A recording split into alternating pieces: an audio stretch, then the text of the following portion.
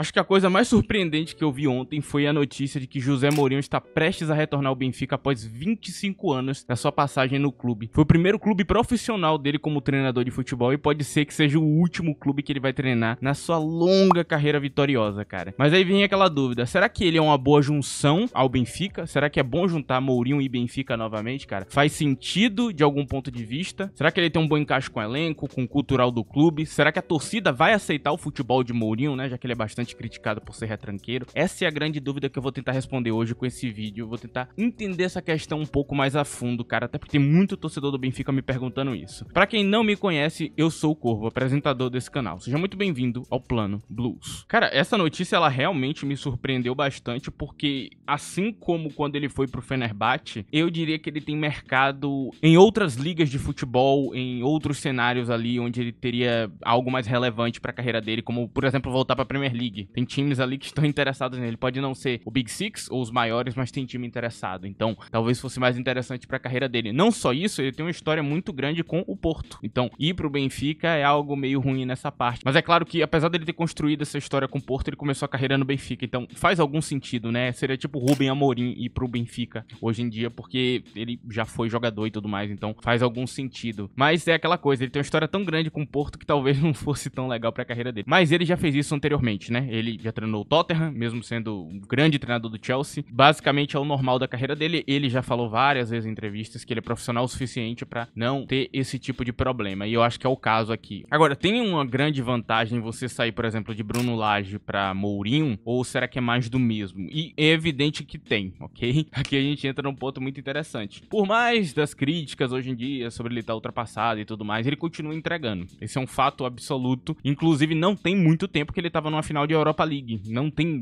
tanto tempo assim, a galera trata como se tivesse 10 anos, mas não tem. Ele tava na final europeia há muito pouco tempo com a Roma e ele quase ganhou. E eu diria que o último dos culpados daquela derrota foi o treinador. Como em muitos cenários onde o treinador não tem nada a ver, cara. A galera bateu o pênalti mal, a galera não conseguiu converter dentro de campo e acabou perdendo aquela partida e ele perdeu pra Mendilibar, cara. Eu acredito que sim, tem uma diferença. Ele é um treinador completamente diferente, ele pode motivar muito mais os jogadores, ele pode ajudar a trazer jogadores pro Benfica. Ele é um cara que tem muitos contatos, então é completamente diferente. Ele pode até mudar a comissão técnica por inteiro e mudar a mentalidade que tem ali dentro do Benfica pra talvez ser um pouco mais ganancioso, né, no mercado do futebol. Não só isso, o poder de mata-matas também é um pouco melhor. Eu diria que Bruno Lage se saiu bem nos mata-matas, cara. Ele me impressionou nessa parte, ele realmente conseguiu entregar alguns mata-matas interessantes ali, mas não foi também nada demais. Quando foi realmente aquela coisa séria, ele foi mal. Eu achei completamente decepcionante o Mundial de Clubes. Eu acho que tinha como ele ter feito algo melhor ali. Ele entregou muito pouco e agora nesse início de Champions ele acabou de perder pro Karabag. É bizarro. Ele conseguia eliminar Mourinho, né,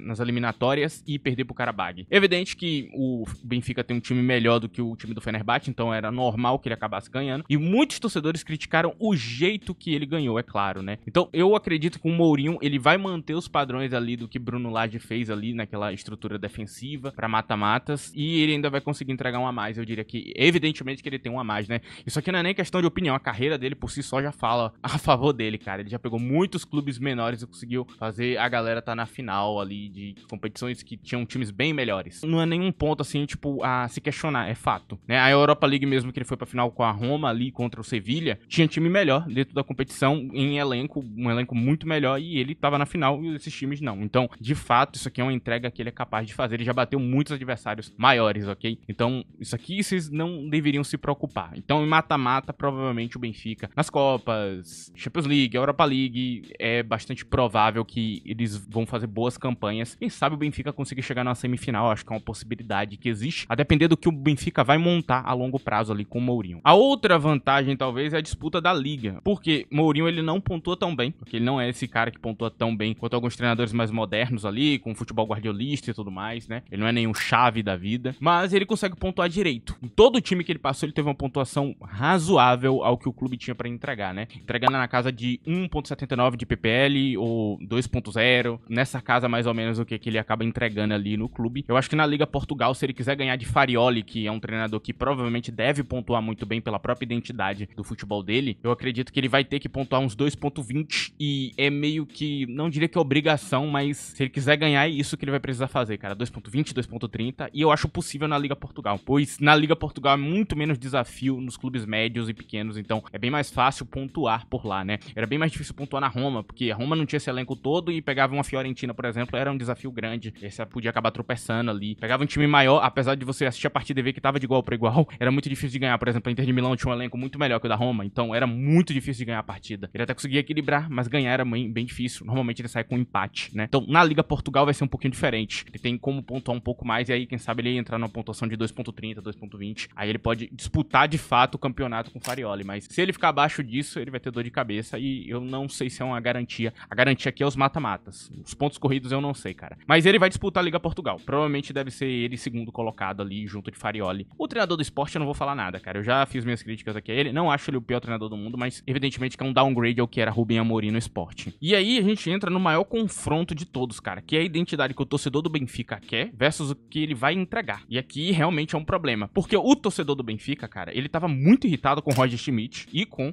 Bruno Lage pela identidade. Não era nem os resultados. Eu acho que os resultados estavam razoáveis pro Benfica, pro que é o Benfica. Eu sei que tem alguns torcedores malucos que tratam o Benfica como se eles fossem o Manchester City, o Real Madrid. Não, não é, ok? De fato, há muitas limitações no Benfica em salário, disponibilidade de jogador, de treinador. Há muitas limitações pra você ser o Real Madrid. Vocês não são o Real Madrid. É um fato ali que às vezes tem que cair dentro da realidade. Por mais torcedor que você seja, por mais fã que você seja, não dá pra fugir da realidade, cara. E sim, dentro das limitações do Benfica, eu diria que Bruno Lage ele conseguiu entregar algo razoável e o tal do Roger Schmidt também. Agora, o problema era o futebol em campo. E o torcedor do Benfica é diferente do torcedor do Sporting e do Porto. O torcedor do Porto não liga pra identidade. Eu já percebi que eles não se importam tanto. Se você tiver um futebol defensivo e entregar em campo, eles estão a favor. Como foi com o Sérgio Conceição. Sempre que ele enfrentava adversário mais forte, você via aquela retranca, aquele futebol bem retrancado e defensivo dentro de campo e não era um problema. Na verdade, era algo até a se comemorar por alguns torcedores. No Sport é a mesma coisa. Se o Sport tá conseguindo ir bem, o torcedor já tá feliz por mais defensivo que seja. Por mais que você enfrente o Arsenal e o Sport seja bem covarde dentro da partida, se isso der resultado e ele consiga passar, como conseguiu passar do Arsenal na Europa League, eles estão felizes com o resultado, cara. Só que no Benfica, não.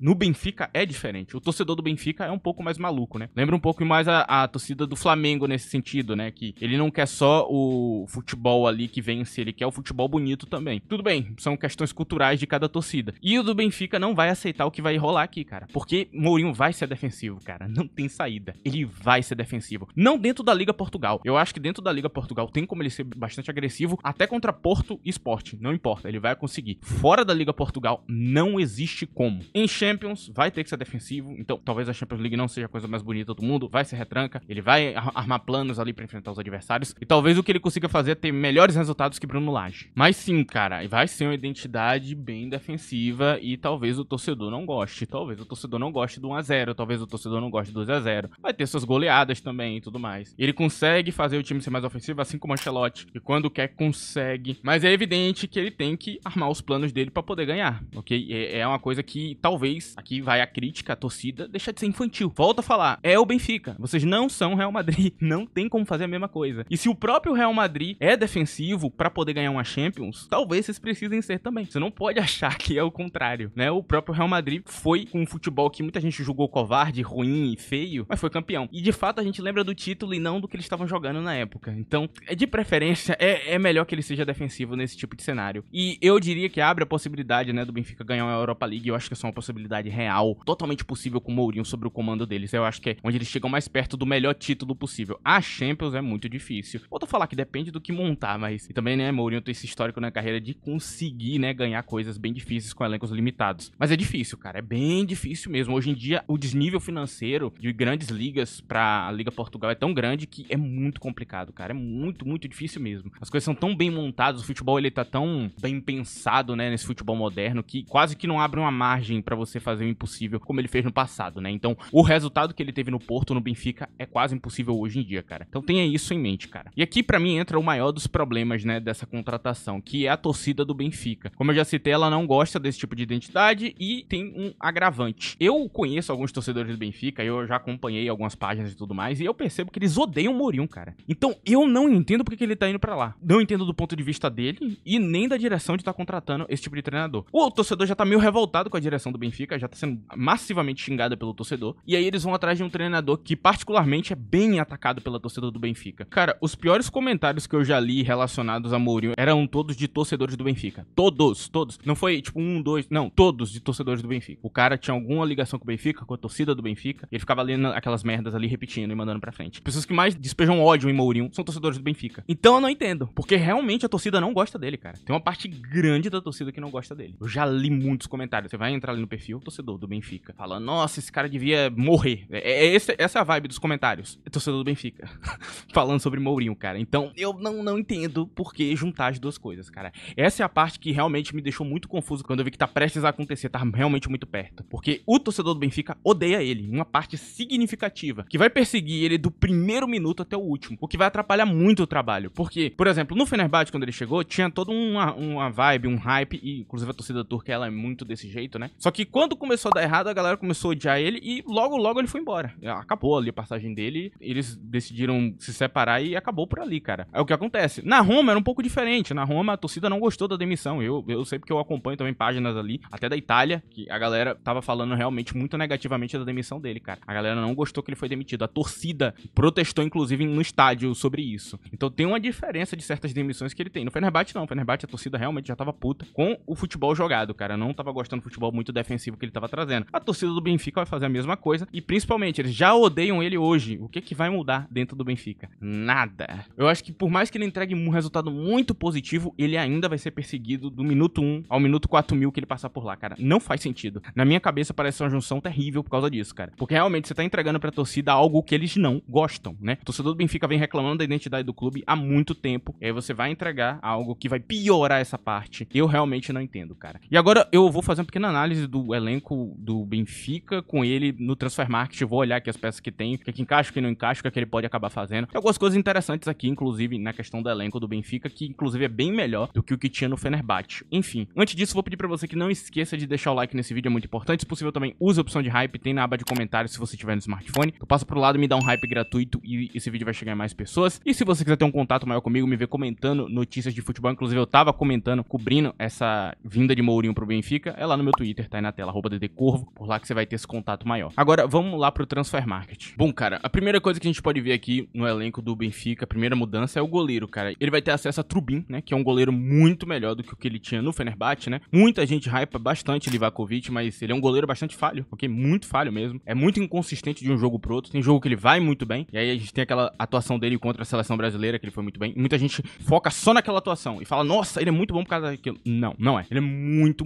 falho mesmo. Eu também tinha a impressão que ele era um goleiro muito bom por causa da Champions, né? Eu peguei alguns jogos dele ali quando ele tava no Dinamo de Zagreb e realmente, cara, ele impressionava, só que não. Ele é muito inconsistente semana a semana. Eu acredito que esse é o motivo porque nenhum time grande foi atrás dele. Mas na zaga também ele tem figuras bem melhores, cara. Tomás Araújo, Antônio Silva, Otamendi, muito melhor do que a zaga atual. O único jogador da zaga hoje do Fenerbahçe que tem um nível próximo aos zagueiros que a gente tem aqui no Benfica é Skriniar, né? Antônio Silva, inclusive, ele é muito odiado pela torcida do Benfica hoje em dia, eu já noto, né? A galera odeia ele, mas tem 21 anos de idade, cara.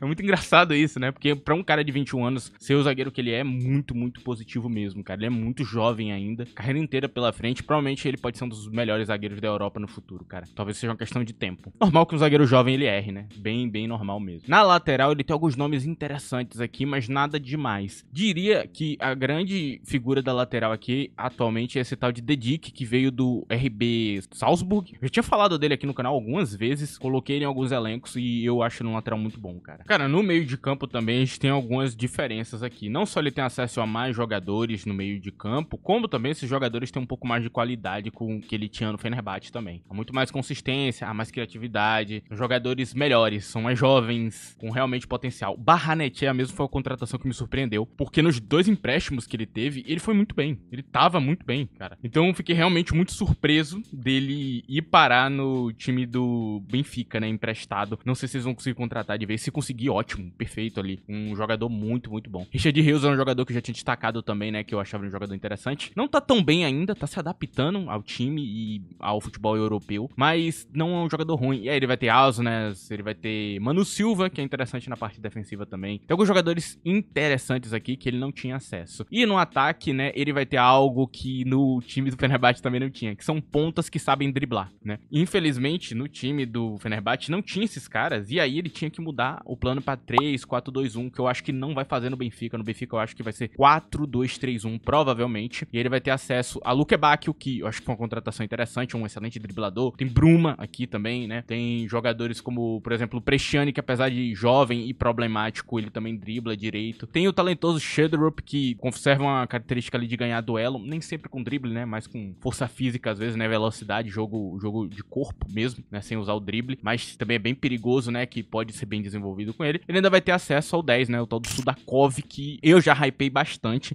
e pra mim é o melhor jogador ucraniano ali em questões de meia, camisa 10, né. Eu acho ele muito melhor que Mudryk, por exemplo, eu já tinha falado isso aqui anteriormente. Tem um passe qualificado maravilhoso, então é um cara aí que sobe muito o nível do que ele tinha lá. Uma figura muito melhor, por exemplo, o tal do Szymanski, que ele utilizou tanto. Eu acho que o Sudakov sobe muito o nível do que o Szymanski entrega. Aí tem na camisa 9 um pequeno problema, né? Aqui é o grande problema que eu consigo encontrar, que é o tipo de 9. O 9 que ele vai ter disponível aqui é um 9 um pouquinho diferente, né? Porque é um 9 mais criativo, que consegue jogar mais com a bola no pé. Não que o Pavlidis não seja um finalizador interessante, ele é. E eu acho, inclusive, que o Mourinho ele deve render melhor. E deve ser o 9 principal dele com toda certeza, né? O Pavlidis ele tá bem na carreira atualmente, apesar de que eu vou fazer mais comentários sobre ele no futuro, né? Até porque ele tá rendendo mais na Champions do que na Liga Portugal, que é esquisito, né? Muito esquisito mesmo. Só que não tem nenhum cabeceador. Aqui a gente tem um problema. Talvez o Benfica tenha que contratar alguém que seja bom de cabeça. É essencial. O jogo de Mourinho, a estratégia dele passa muito nessa casa. De você ter alguém ali pra você buscar essa figura âncora. Muitas das estratégias dele vêm exatamente nessa casa. No resto do campo, como vocês estão vendo aqui, tem uma galera aqui que sabe cabecear. Tem na zaga, na lateral, tem uma galera aqui que dá pra colocar ali pra cabecear uma bola e tudo mais. Só que não tem a figura âncora pra você buscar. Então eles precisam achar. Nem que seja um banco de reserva, um reserva que vem ali do banco pra mudar o jogo. Por exemplo, o Samu Morodion do Porto seria uma opção muito boa nas mãos dele, porque é exatamente o tipo de jogador que ele gosta, né? É o tipo de jogador que ele quer. Enfim, cara, mas é um encaixe bom com o elenco. Dá pra ele fazer o 4-2-3-1, que é a formação principal dele. Ele tem pontas, dribladores e ainda dá pra adicionar alguns jogadores ali. Com algumas adições, dá pra fazer um elenco bem legal aqui. Vai ter provavelmente o meu montão elenco de Mourinho e Benfica muito em breve. Enfim, cara, a conclusão que eu posso tirar disso aqui, cara, dessa junção é que eu acredito que o Benfica talvez deveria ter ido em algum treinador mais jovem, com futebol moderno, progressivo pra frente. Porque a torcida quer isso. E também, eles têm muitos jogadores jovens. Então seria interessante achar um treinador que treine bem jovens e que tenha um futebol progressivo pra frente ali. Ou que consiga fazer mais com menos. Que consiga tirar um bom resultado de jogadores bons que tem ali dentro do elenco, mas que também consiga, né, trazer variação tática pra mata-mata e tudo mais. É muito difícil de achar. Tem um nome interessante, que seria, sei lá, Michel do Girona, por exemplo. Ele é bem nessa vibe aí, disso aí. E eu acho que na Liga Portugal ele ia pontuar muito, provavelmente, porque o futebol dele é muito consistente, cara. E tem princípios que lembram guardiolismo, por exemplo. Então eu acho que talvez este tipo de nome seria talvez mais interessante para o que a torcida quer. Eu acho que a torcida ela tem que ser respeitada. Assim como a torcida do Barcelona não aceitaria Mourinho, porque o tipo de futebol dele vai contra tudo que é construído ali, toda a identidade do Barcelona. Eu não acho que seria tão ruim assim um treinador tipo Mourinho no Barcelona, mas eu entendo porque a torcida não quer, né? Porque por causa dessa questão da identidade, né? Que eles querem manter